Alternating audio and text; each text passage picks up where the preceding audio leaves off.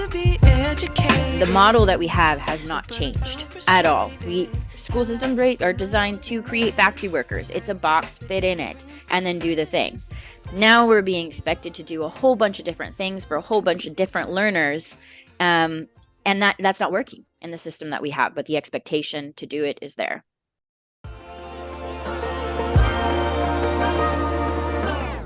I wish I knew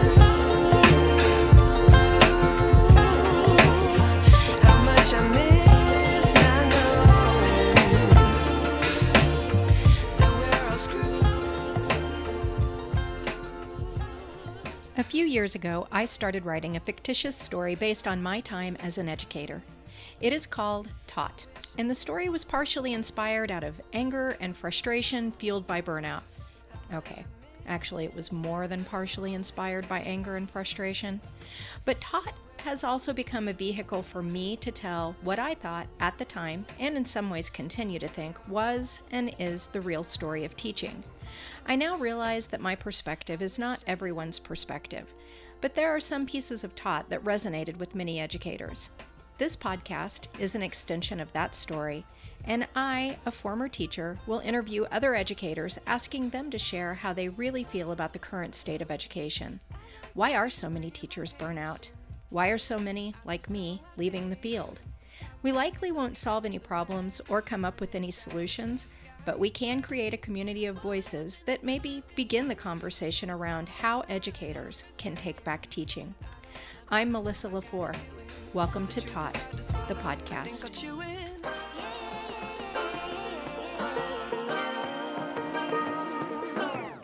I like to be educated, but I'm so frustrated.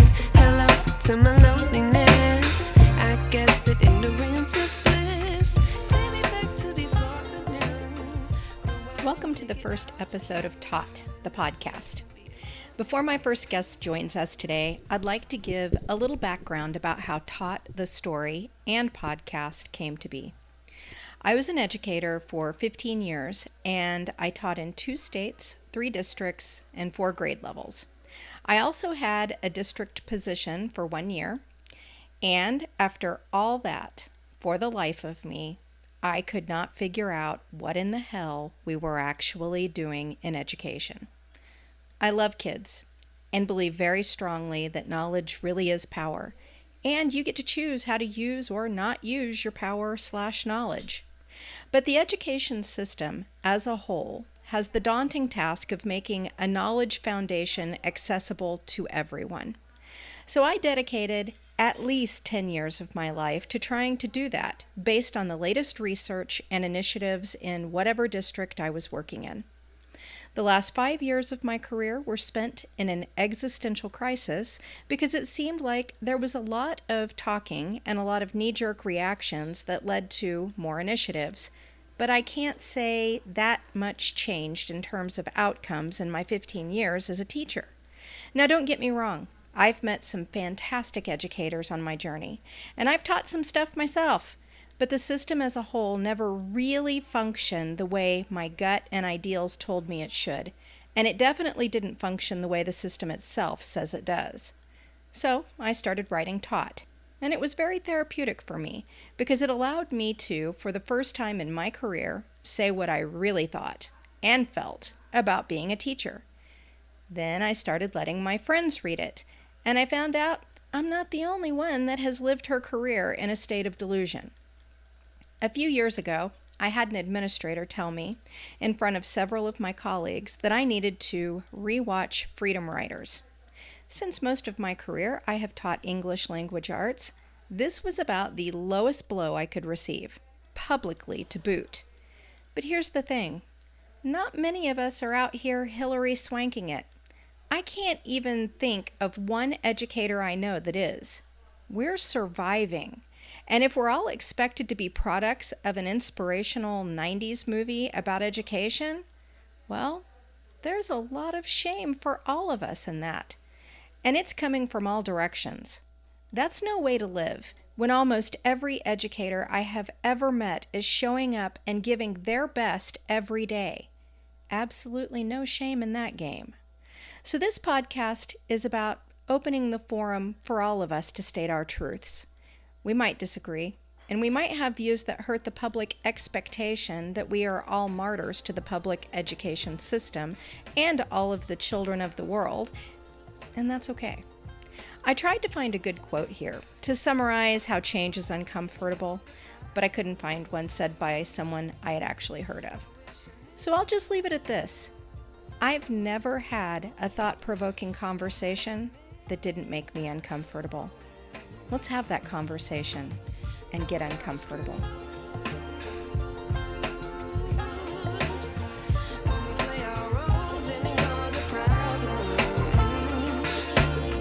I wish I knew. I'd like to give a little background before you listen to today's episode. There were some extenuating circumstances going on whenever I recorded it. It was the best of times and it was the worst of times, to quote Dickens. And it was also early December 2022, so a little over a year ago. I was in Brazil attempting to cope with my first school year where I was not teaching, and I was also dealing with some pretty intense transition syndrome. On top of that, my family was preparing to move to Portugal in February, and I was recovering from a pretty intense bout of COVID. However, I was determined to start this podcast, and my friend Kelley had cleared her schedule to meet with me, so I felt like we really needed to do this. My audio for this interview is not good, and I feel like I should be able to say I was in Brazil and have my listeners understand. But in case you don't, I will say that Brazil is a beautiful country with a lot of unpredictable situations, and we will leave that at that. Also, my voice is crackly and a bit hoarse because COVID was not nice to me, and I don't remember a lot about what happened for the 2 weeks that I was in bed with it, except that I had a lovely cough that left my throat a wreck for a couple of weeks after. Ironically, as I record this today, I also am recovering from a cold. I have not been sick for over a year until I decided to start this podcast project up again. Anyway, back then, the great part was that Kelley and I had an awesome conversation. A conversation that happened in several different segments, one of which is now lost forever, and I have no idea what happened to it. We had several different segments because we lost our connection on Zoom more times than I care to talk about. She and I also talk over each other a lot in this episode and the next two. This does not make for a great podcast. If all of that wasn't enough, the acoustics in my in-laws' kitchen made me sound like I was recording in an empty cafeteria. All in all, I felt that the whole attempt was an epic fail on my part all the way around when I listened to the recorded audio. I called Kelley, thanked her for her time. However, I informed her I would not be moving forward with the project. So, in the meantime, we did move to Portugal, and the transition syndrome was lesser this time. But if anyone tells you it's easy to move to another country and or culture, they're either lying or oblivious. The stress is real. But after a few months, life got easier, and I learned a little Portuguese, and I made some friends. 1 year later, I'm still waiting on my documents to be completed. That's a different podcast, but I am settled. I haven't missed my teaching career, which makes me a little sad and ashamed. I mean, this is my second year not teaching. It took me this whole time, though, to remember what things in my life brought me joy and to get used to having a life that didn't demand all of me every waking moment of every day. I also have had to do some very intense exercise to get my body back to a reasonably usable condition. But I've done the work. I did it all. And I've learned to live in a new way. It's a way I quite like. I think the fact that my life has been calm and relaxed and that I've learned to slow down and enjoy the present here in Portugal is what made this next part such a slap in the face. On January 5th, I read a Facebook post and found out that a former colleague of mine had passed away. She also had been planning to move to Portugal to live a slower-paced life. She was 57 years old. I could not believe it. A mere 3 days later, at the age of 60, yet another former colleague in a different school passed away. She was 60 years old. Sitting here in Portugal, semi-retired, I thought of how these two amazing educators deserved to be where I was. They had both given their hearts and souls to teaching and wouldn't have had it any other way. But they had both assumed there would be a finish line, where the day-to-day issues that plague education would no longer plague them. I am not saying that these two women died because they were educators, but as burnout and problems continue to increase in the field, health issues for educators also do. And at some point, we need to start talking about all of this.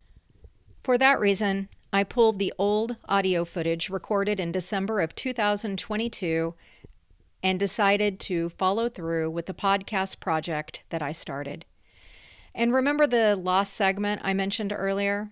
Well, it contained all the research and some quotes from articles on teacher burnout and teacher attrition. I think I've edited out most of the references to these, but if you hear one or two, or an article or a quote, that's why. So even though these first 3 episodes are rough, and I mean they're rough, the content is really important. And in future episodes, we will discuss the health issues that are associated with burnout. For all of these reasons, today's episode is dedicated to those 2 teachers and all the other teachers out there that are fighting the good fight right now.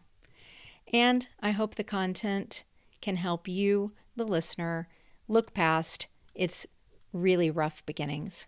Thanks for listening. So this is the first ever episode of Taught, the podcast, and I'm Melissa Lepore, and this is my good friend, Kelley. We have known each other, I realized, over 20 years because we met at Ottawa University because you were going to KU to get your SPED degree, and I was going to get my education degree, and you had to have an education degree also. So you were like, that's right, going to both schools, one to get an education degree and one to get the SPED degree. And yes, I remember us sitting in, shout out to Amy Hogan, educational philosophy class. And I don't remember what you said, but it was something snarky. And I was like, I have to sit next to her like for the rest of the semester. So, and I don't think that we've stopped talking, and definitely not stopped talking about education since then. That's true. Yeah. Yeah. So you do have a really big history with special education that actually even started before you were in school. So tell us a little bit about that history. Yeah. Well, thanks for having me as your first guest. It's a huge honor, and I'm excited, but also nervous to be here. So looking forward to this conversation and seeing where things are going to go, which direction it's going to take. Well, so my journey started, interestingly enough, out of frustration with the special education system, and the lack of support that had been provided for my brother who has Down syndrome. Our journey as a family with him was one that was full of I think it was different for me as a sibling than for my parents. I know that it was challenging, and they had to go through some, emotional processes when my brother was born. But for me, it was just so positive, successful, a celebration all the time as he achieved his milestones at his own time. Everything about how a family works is inclusion. Yes. Douglas Bicklin from Syracuse University said, if you want to see how inclusion works, just look at a family. We've got this. Yeah. It was shocking to me when he entered the school system, and that did not continue. It was like somebody just pulled the rug out from underneath our family's feet with everything that had been going and moving and progressing. And it just kind of continued like that, to be honest. I'm not saying that there weren't good people in his life at certain stages from kindergarten to grade 3, but it was pretty shocking to have him go to the same school that I had been to and have such a completely different experience. And I want to interrupt for just a second. This was the public school system in the United States. Public school system in the United States, yes. And also, my brother's 11 years younger than I, so there's a bit pretty big age gap. So I was acutely aware of what he was going through and very involved in everything as a little advocate. Anyway, that really motivated me to want to do something to be a part of the change of the system, or something that I believed really strongly in, inclusion in public schools and in our communities, so that we can really support people with disabilities in celebrating their gifts and seeing all of the amazing things that they have to offer to society and to contribute, just as all the rest of us do. So I was interested in pursuing special education, kind of came to that at some point along my journey in college. When I made the decision to get a master's degree in special education, No Child Left Behind had changed what the qualifications would look like. And it suddenly became a requirement for anybody who was interested in pursuing special education or teaching special education to first have a regular education teaching certificate. And my undergraduate degree, which was in psychology and speech and hearing sciences, neither of which are education, left me without having that necessary requirement. And that's why I was doing both at the same time, was to fill a very new government requirement to do both. That we no longer have. Okay. I mean, it's just, trying to keep up with what's going on, the political flavor of the month, of the year, an intense amount of work, money, stress to get into a field that was desperate for people then and is desperate for people now. That being said, it matched the philosophy that I had, so I was willing to do it. I understood that I wouldn't be able to support the inclusion of students with disabilities as well if I didn't have that background as a general educator. So it made sense to me that would be a necessary part of the process. What's unreasonable about that is asking people to pay more, spend more time in school, and get more credentials to work in a hard to fill position without any additional benefits. When most of the time those special education positions also don't pay more money. It's more, They do not. It costs you more to go to school to get the degree, and most of them don't pay more. But your first job wasn't actually in special education, was it? I mean, teaching job. Yep, that's right. So I had been like an education assistant in a preschool that was an inclusive environment. That was kind of one of my first jobs in the education realm, but that was not in public education. That was through a special program.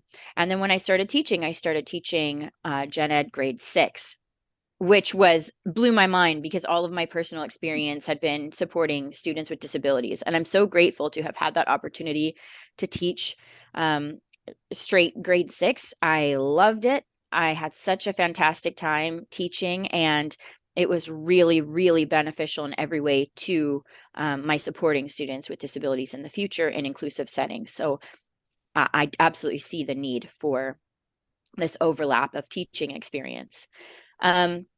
Now, I've gone on to teach in a variety of schools and a variety of roles, from general educator to teaching students with high incidence disabilities, to teaching students with some of the most significant support needs in inclusive settings, in separate settings, and in consultative roles where I'm traveling to support teams in working with children with autism in various schools. So it's really been a gift to have this kind of different lens and perspective, from family member to professional as a general education teacher, special education teacher, district level positions. And things always look different depending on which seat at the table you have. So having some perspective is helpful. Very true. So currently, what is your role?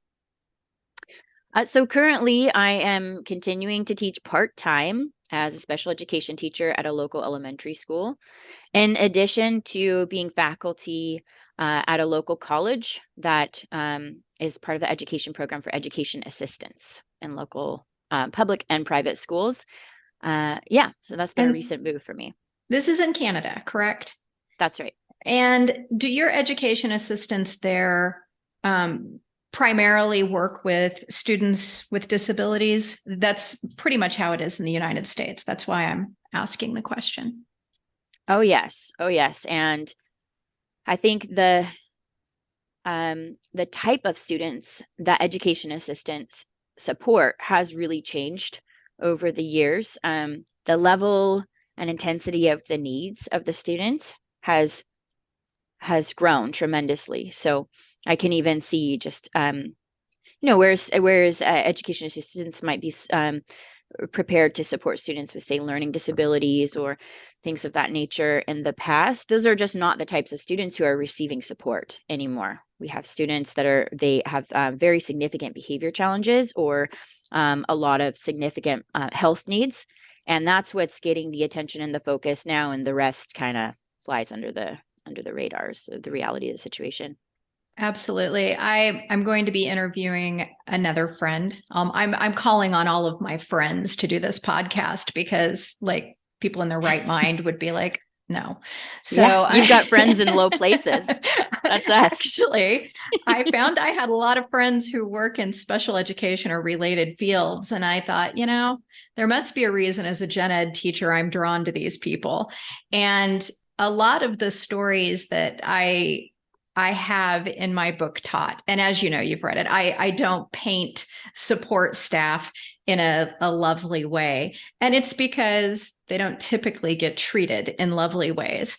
And that needs to be acknowledged. But anyway, I digress. I have another friend who is a school psych, and she'll be coming on later. And one of the things that she said to me in a later podcast, one of the things she said to me here recently was, one of the special education teachers in their school, the makeup of the class or the caseload that this teacher had was unlike anything that we've seen except for the year before. So the last couple of years, it's just been really crazy.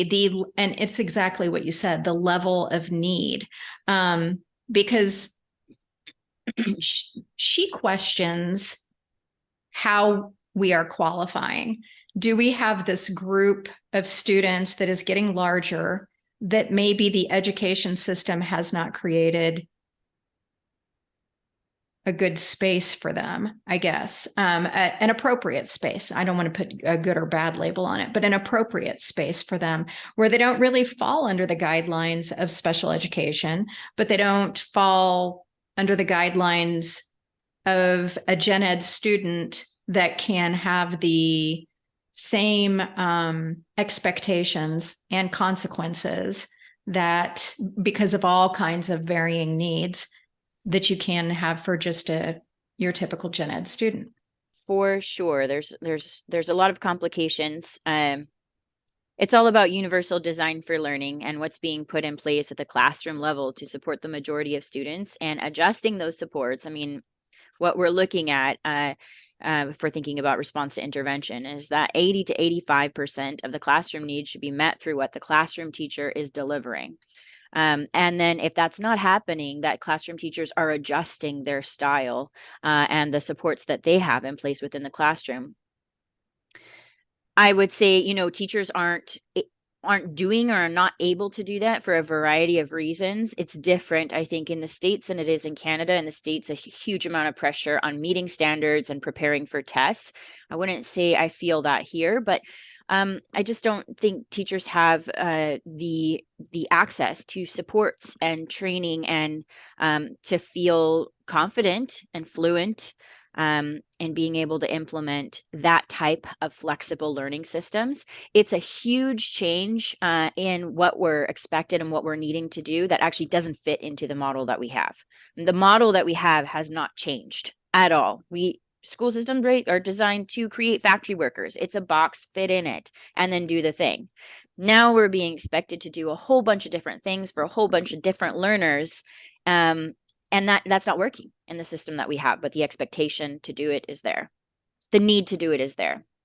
Yeah, I 100% agree. Being a gen ed teacher myself, I felt like I had a lot of tools in my toolkit the last couple of years that I taught. I felt like that toolkit was just not adequate to meet the needs of what was coming to me in the classroom.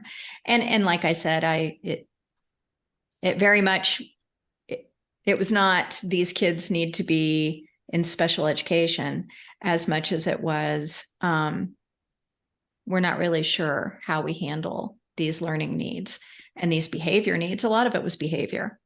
Yeah, I think a lot of times people just don't know what to do or how to do it. I'll say I'm pretty confident in my level of understanding about different strategies to use and way to use those supports in effective ways with a variety of learners with different challenges, and still I can't do it in my practice. And that to me is like a whole nother level of absolute frustration. Now we have somebody who's very motivated to make this work. I believe in inclusion with my whole being.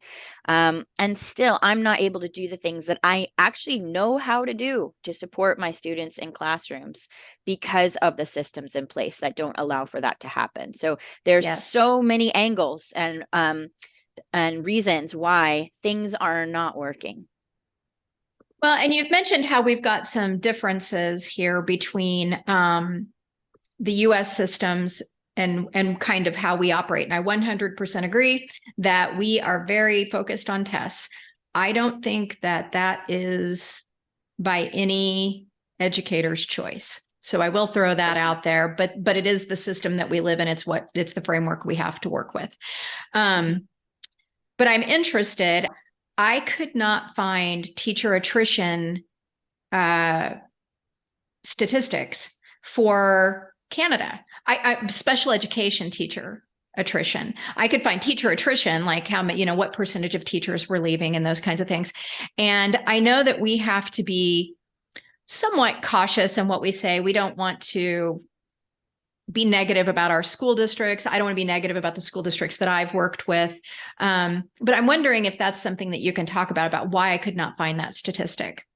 I would expect, not that obviously I have limited experience, but just when moving schools to schools in a consultative role, that it would be about the same. I mean, even though there are some things that are very different between the two systems, the overall vibe, the challenges are very similar.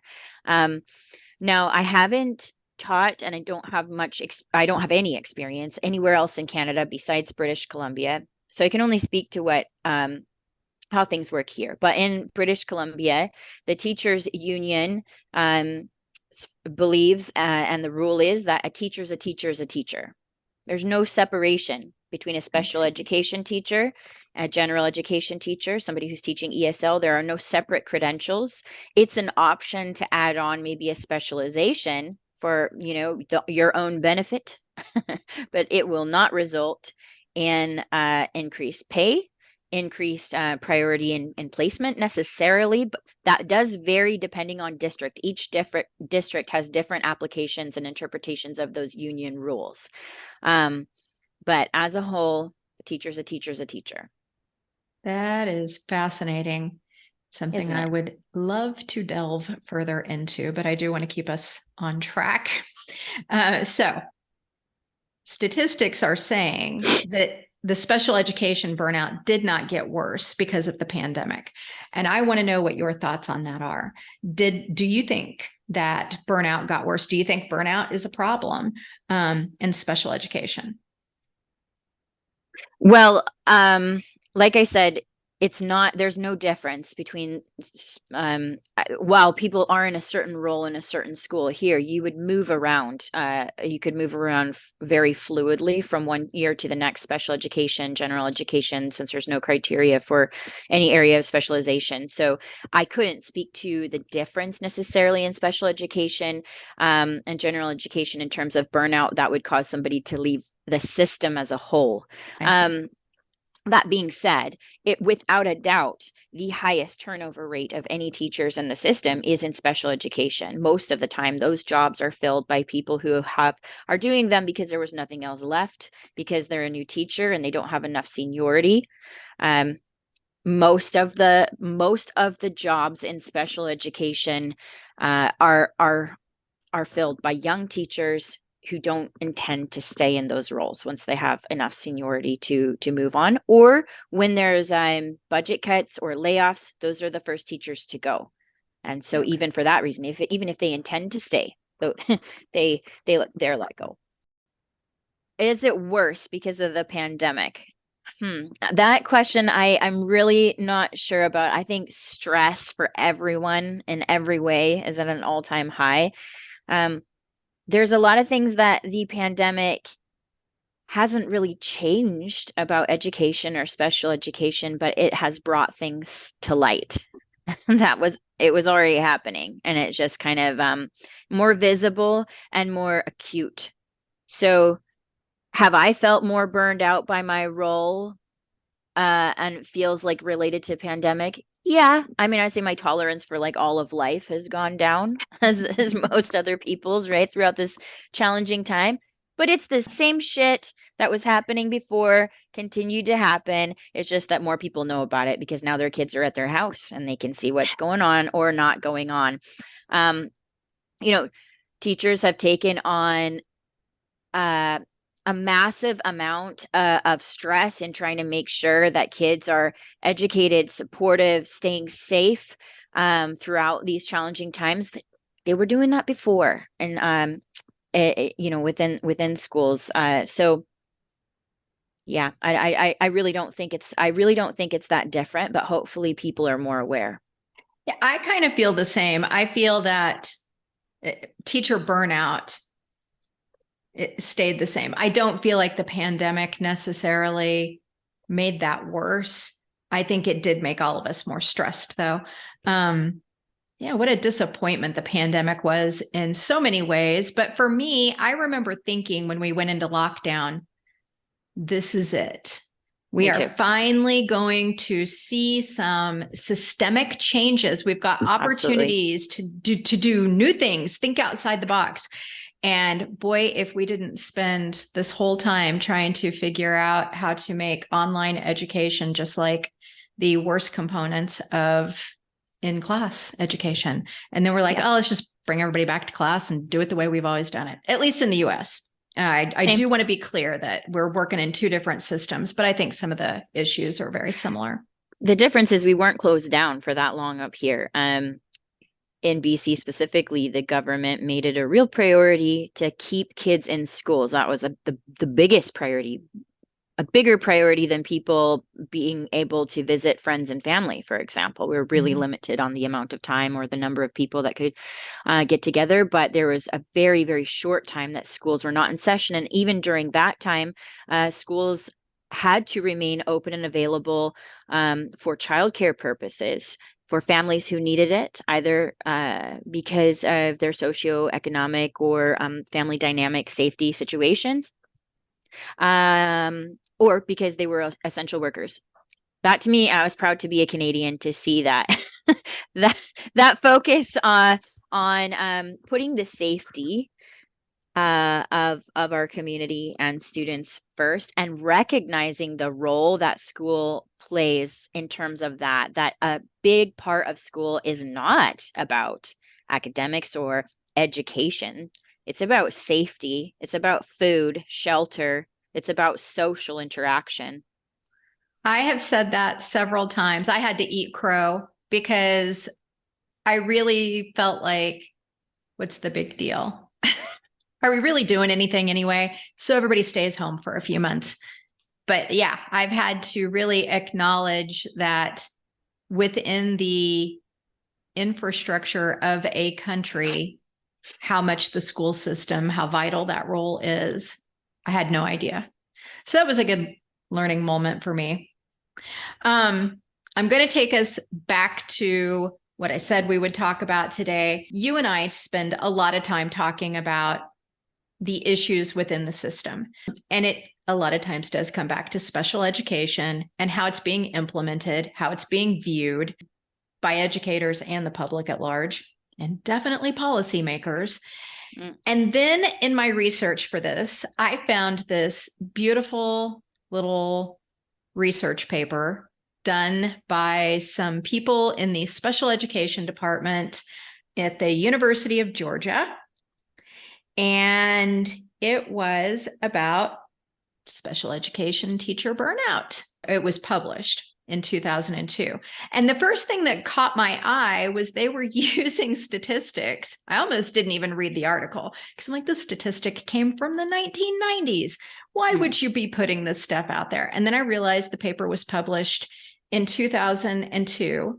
And then I realized, holy crap, this was an issue 20 years ago. And then you have to acknowledge the fact that it was a problem in the 90s. Yeah. And are you familiar with the Iris Center, I think is the name of the organization? Yeah. So this is funded by the U.S. government, Department of Education, and it's specifically resources and things to help educators in special education. And they have some modules in there, some training modules. And one of them is on retention for school districts. How do we retain special education teachers?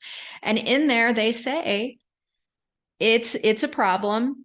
And that was in 2019, I believe those modules were developed. And they give a lot of the same stuff that's in this article.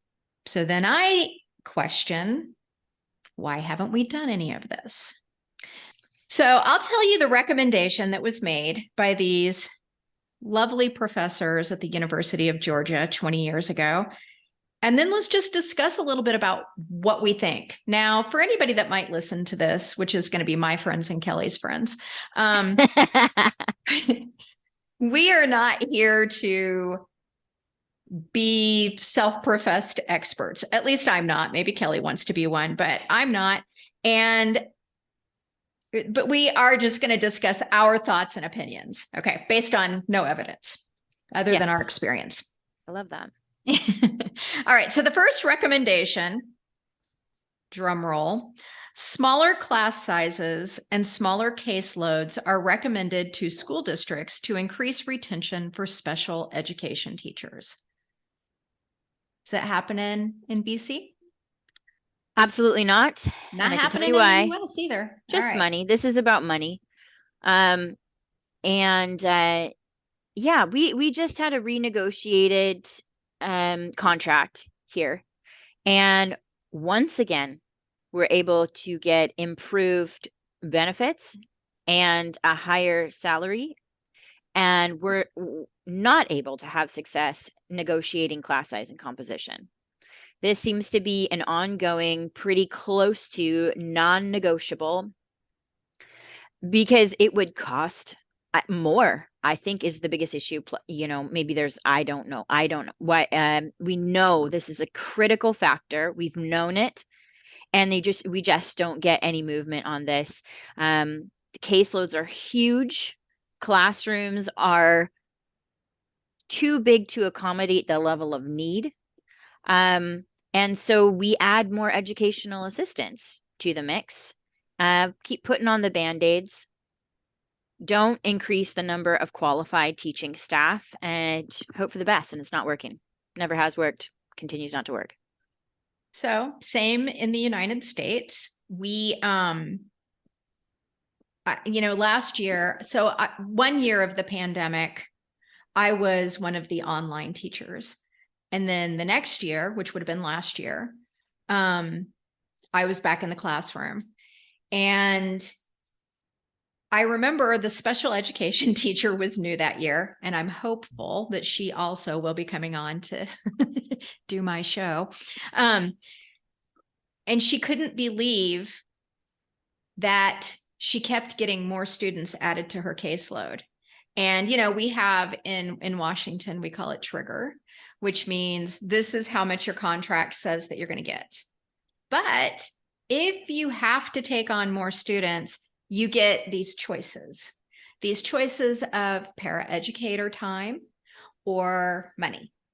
So most of the teachers actually take the money, because it will be, okay, you get 10 minutes of support staff help on Tuesdays at 3:00 and Wednesdays at 8 a.m. I mean, it's just ridiculous, the time that you would get, and last year, I don't know, again, it was the same in BC, we didn't have enough support staff to cover the IEP minutes that we already had. So we had kiddos that had IEPs, that had minutes that needed to be covered, and we didn't have enough manpower to cover it. And yet we were taking new students on her caseload. So it was a huge problem. And I do think it was about money, but also it was that nobody wanted to work in education. And again, that's a little bit about money too. Throwing money at this, clearly, at least in the US, I feel like teachers are being heard for a change. We all know there's a problem, but the problem, don't get me wrong, will take more money always. But that's not the big problem. It's exactly what you said. The same for us too. You can give me more money, but that does not give me extra arms and another head. Exactly. And I can't clone myself. I think we have to be careful about generalizing people's experiences based on our own. But from my perspective, I would say the pay was a significant factor for me when I lived in Kansas and was teaching in Kansas. Teacher pay was significantly lower there, but I was also young and just starting out, and it didn't matter. Since moving to Washington and now BC, and each time we negotiate contracts, we get a pay increase. Great. Yeah, that's great. Always be happy to have a bit more money. Is that going to keep me in this job specifically? Absolutely not. It is not enough. I don't know what amount of money you would have to pay me to account for the level of stress and anxiety and overwhelm that I feel from the lack of support that's actually within the system to just be able to do my job well. Now, obviously, that is a statement made by a person in a privileged position. Yeah. So when it comes down to it, you need to make money, you're going to do what you need to do, but that doesn't mean that you're going to do it well. And I have made this decision to spend the majority of my time now at the college, which is a very significant pay cut. And I'm doing that because it's an area where I feel like I can make a positive difference. And I have lost that feeling of being able to do that in the public schools. And that to me is worth a lot more than money. I would agree. Well, as you know, I left, and it was exactly that. I was making the most money I've ever made in my life. And in a couple of years, I probably would have, I would have been really making good money, better money. And it was not worth it. My health suffered. My family definitely suffered. And I was not happy. And an unhappy me was not a good teacher. Mm-hmm. I think that at the end of June was the end of the school year for me. And we're now in Brazil and are getting ready to move on to Portugal. We're living with Lucas's parents, and I have never been happier. I'm homeless and jobless. But I just feel my soul's at peace. And so I have some good time to reflect, and I can see that I was not a good teacher. I taught some stuff. I cared about some kids. I built some relationships, but I definitely was not the teacher that I was like year 2 of my teaching career. Well, who is? Well, I mean, that level of investment was just completely gone for me. And it's not sustainable for anybody. And it's ridiculous and inappropriate that we expect that you have to do that. You have to be that to actually be good at your job, because there's not enough of anybody to go around without doing that. So I feel exactly the same way. I look back at the stuff that I did in my first couple of years of teaching, and like, it's never been that good again. I don't think that that's the view that our colleagues have of us. I think, it's for people like us that are so invested and take everything to heart. We burn out, and some of it's personality based, it's us. And also, I just want to be clear on the reasons for burnout, and that, I was sitting in an assembly just last week, and it was so it was so beautiful. The kids were engaged. The teachers were having fun. There was laughing, there was learning, there was so much positivity. And I was like, my God, this is why I'm here. This is why I love this. You have these moments where it's just like nothing is better than that, where you can just feel amazing things happening. And but there's so much other stuff that has nothing to do with the kids, nothing to do with the families. It's just systemic weight of a broken system that breaks you down over and over again. And it gets harder and harder to kind of balance that out and to recover from that for me. But different people have different experiences with that, I think. That is very true, because I definitely have other colleagues and friends in education who are fighting the good fight and don't feel the need to leave. And I think that for me, it had become, it really felt like it was a life-saving choice for me. Heartbreaking, because I am passionate about education. I'm passionate about kids and learning. But definitely right for me. And I think that's good. I think that's good to bring up, that this is not the right move for everybody to exit or find a different area outside the classroom. We have to have classroom teachers. I wish I knew. Side note for today's episode, Kelley has, since this interview, given up her position in the public school system. She is now a full-time professor at the university she was working at part-time when we did this interview.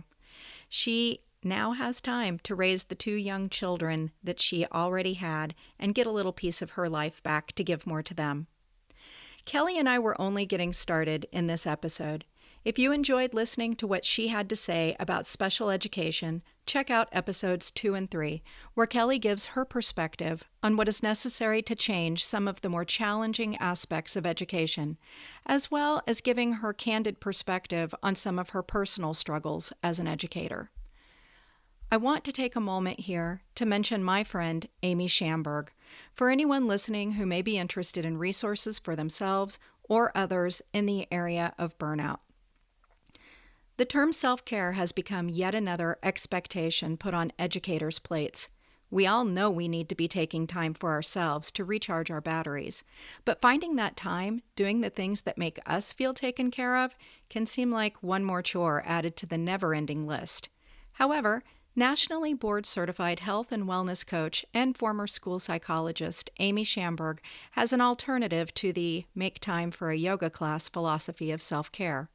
According to Amy, real self-care doesn't require finding time, spending money, or adding more to an already full plate. She has developed a resource to give anyone suffering from burnout an alternative to the self-care rhetoric we have been hearing. It is called Self-Care by Subtraction and focuses on examining what we can safely and effectively remove from our hectic lives to give ourselves back the precious gift of time.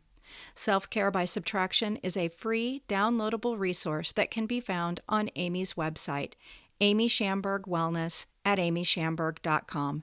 Schamberg is Schamberg.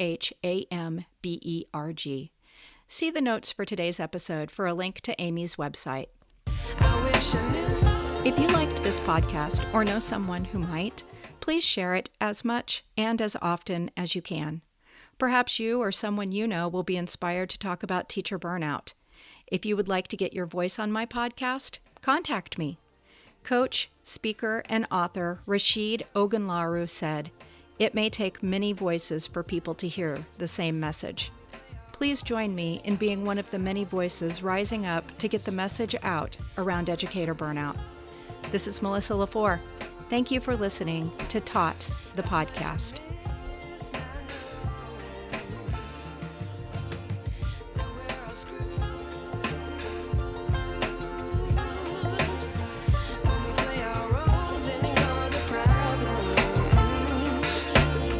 I wish I knew.